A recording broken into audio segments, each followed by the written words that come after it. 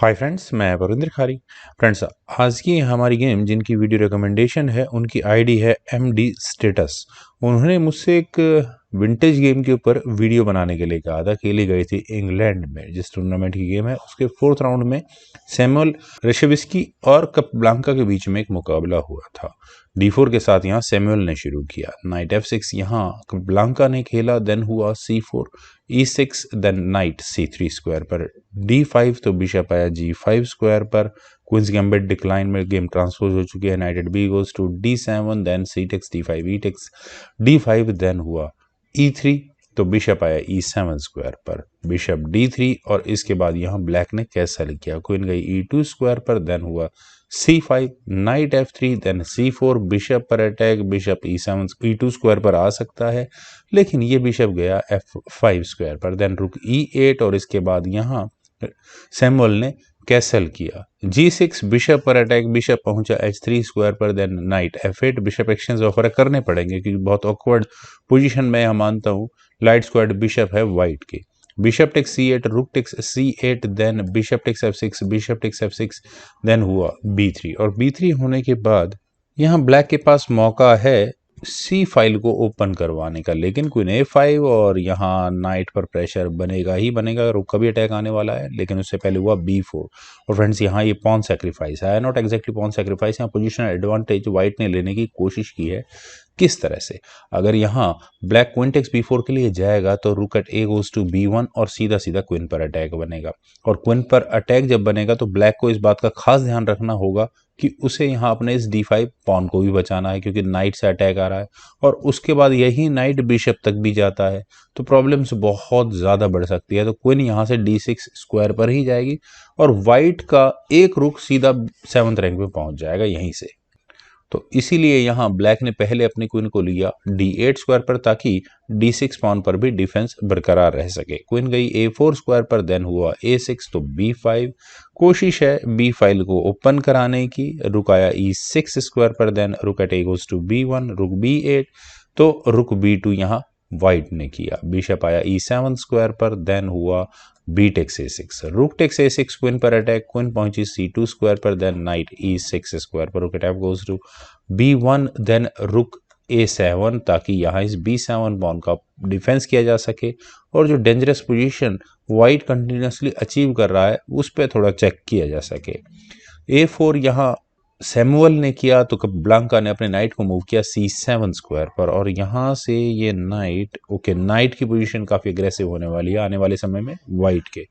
Night E5 पहले white ने किया, और वाइट ने यहाँ थ्रेट दी अपने नाइट को C6 स्क्वायर पर ले जाकर दोनों रुक्स और इस क्वीन पर अटैक बनाने की, क्योंकि आप देख सकते हैं B8 स्क्वायर पर वाइट विनिंग है, तो ब्लैक को पहले अपनी क्वीन को मूव करना पड़ा E8 स्क्वायर पर, देन हुआ F4, F6, इतने एग्रेसिव स्क्वायर पर नाइट ठीक भी नहीं है, नाइट गया G4 स्क्वायर पर, और इस पॉइंट पर मेरे जैसा खिलाड़ी हो तो H पॉन को आगे पुश करके नाइट को पीछे ही भगा दे, लेकिन पहले यहाँ हुआ क्वीन D7, नाइट पर ही अटैक बना, लेकिन H3 से इसका डिफेंस हो गया, किंग गया G7 स्क्वायर पर, देन हुआ नाइट F2, होना ही यही है, और यहाँ से इस नाइट के बाहर निकलने की पॉसिबिलिटीज बहुत लिमिटेड हो जाती हैं।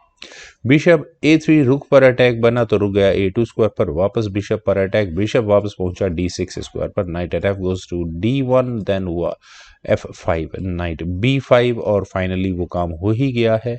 मेरे ख्याल से कोई प्रॉब्लम नहीं है, अगर नाइट एक्सचेंज होते हैं तो रुक एक्सचेंज ब्लैक को यहाँ करने ही पड़ेंगे।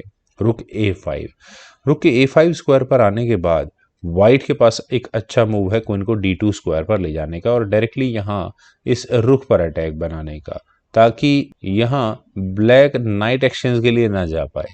यहाँ से रुक को A6 स्क्वायर पर वापस लेकर ही जाना पड़ता, उसके बाद वाइट अपने नाइट को वापस ला सकता था, लेकिन यहाँ नाइट टेक्स C7 को चुना। इतने अग्रेसिव स्क्वायर पर है, नाइट रखा जा सकता था, वेल बिशप टेक्स C7, लेकिन बी फाइल का नाइट है, इतना ठीक भी नहीं है, वेल नाइट C3, क्वीन गई D6 स्क्वायर पर, अब तो ये काम हो तो सकता है, लेकिन क्वीन F2 यहाँ पहले सैमुअल ने ऑप्ट किया, B6, देन हुआ क्वीन F3, रुक D8, then rook at A goes to B2, rooks की बैटरी तैयार हुई, देन हुआ क्वीन E7, रुक B4, देन रुक d7 स्क्वायर पर king h1, bishop d8 g4, f takes g4, h takes g4, then queen आई d6 square पर king g1, bishop c7। ऐसा लगता है कि दोनों खिलाड़ियों के पास रीशफलिंग करने के अलावा कोई ऑप्शन है नहीं अपने पीसेस की।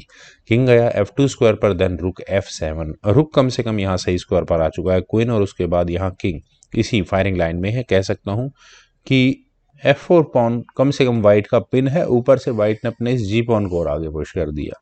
देन बिशप d8 होना ही है, और बिल्कुल यहाँ ये g5 पॉन ब्लैक को गिफ्टेड है। King e2, then bishop takes g5, और इसे कहते हैं गेम।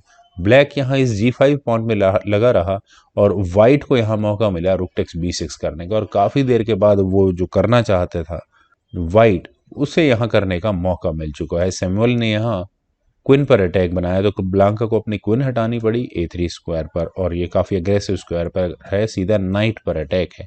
तो किंग गया यहाँ से d2 स्क्वायर पर ताकि नाइट पर कम से कम डिफेंस हो सके। बिशप e7, देन हुआ रुक b7, और रुक के b7 स्क्वायर पर आने के बाद बिशप नॉट एग्जैक्टली पिन है, कोई प्रॉब्लम ज़्यादा अभी नज़र नहीं आ रही है। तो यहाँ ब्लैक ने किया rook takes a4, finally pawn ले लिया है। और क्या हो कि अगर वाइट यहाँ नाइट टेक्स a4 के लिए इस एक्शन सेक्रीफाइस को एक्सेप्ट कर ले तो प्रॉब्लम्स ही प्रॉब्लम्स है। किस तरह से? सबसे बड़ी प्रॉब्लम्स है इस बिशप की वजह से। सबसे पहले एक आएगी चेक क्वीन को d3 स्क्वायर पर ले जाकर, और यहाँ से किंग c1 या e1, इन दो में से किसी एक स्क्वायर पर जा सकता है। पहले लेकर चलते हैं किंग को e1 स्क्वायर पर। अगर ये किंग e1 स्क्वायर पर गया तो बिशप से चेक, और यहाँ क्वीन खत्म वाइट की। मैं एक कदम पीछे चलता हूं, अगर ये किंग जाए c1 स्क्वायर पर तो उसके बाद बिशप से ही चेक आएगी पर a3 स्क्वायर पर, और इस चेक से बचने के लिए नाइट तो लग ही नहीं सकता बीच में, अदरवाइज यहाँ रुक गंवाना पड़ जाएगा ब्लैक को। तो रुक एट 7 गोज टू b2, यहाँ वाइट को करना ही होगा, लेकिन उसके बाद होगा c3, और यहाँ इस पिंड रुख पर पॉन का अटैक आ चुका होगा। क्लियरली ब्लैक यहाँ से विनर होगा। लेकिन चलते हैं एक्चुअल गेम पर। यहाँ खेला गया queen takes d5, pawn for pawn. Rook आया a5 स्क्वायर पर क्वीन पर अटैक बनाने के लिए, लेकिन व्हाइट ने एक और पॉन को लिया क्वीन टेक्स c4। और पासर्स के टर्म्स में अगर मैं बात करूं तो 3 पॉन्स तो व्हाइट के पास डेफिनेटली है, जो कि कनेक्टेड है, डेंजरस होने ही वाले हैं। पर ब्लैक अब यहाँ क्या चले? तो ब्लांका के लिए बेस्ट ऑप्शन है अपने रुक को f5 स्क्वायर पर ले जाने की। पोजीशन इतनी ज़्यादा एग्रेसिव हो चुकी है वाइट की, तो उन्हें यहाँ थोड़ा डिफेंस पर ध्यान देना चाहिए था। लेकिन यहाँ रुक h5 स्क्वायर पर ले जाने के बाद होगा क्या ज़्यादा? मेरे ख्याल से एक चेक से ज़्यादा और कोई खास फर्क पड़ना नहीं है। किंग d3 ऊपर से यहाँ पर सैमुअल ने किया, तो ब्लांका ने अपनी क्वीन को लिया a8 स्क्वायर पर। रुक का वापस आना बहुत ज़्यादा ज़रूरी था, क्योंकि यहाँ वाइट का नेक्स्ट मूव क्वीन को e6 स्क्वायर पर ले जाकर बिशप पर अटैक बनाने का है। और बिशप मैं कह सकता हूँ डेफिनेटली पिन है, क्योंकि सीधा अगले मूव में चेकमेट की ही थ्रेट बनेगी। तो क्वीन गई a3 स्क्वायर पर अपने बिशप पर डिफेंस करने के लिए, लेकिन ये डिफेंस बहुत ज़्यादा वीक है, क्योंकि रुक आया पहले d7 स्क्वायर पर।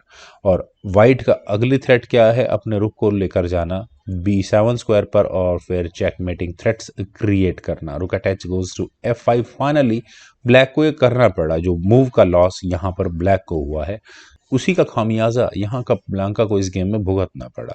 रुक d3, सीधा क्वीन पर अटैक है, और क्या कोई तरीका है अपने बिशप पर डिफेंस रखने का? ब्लैक के पास कोई तरीका नहीं है।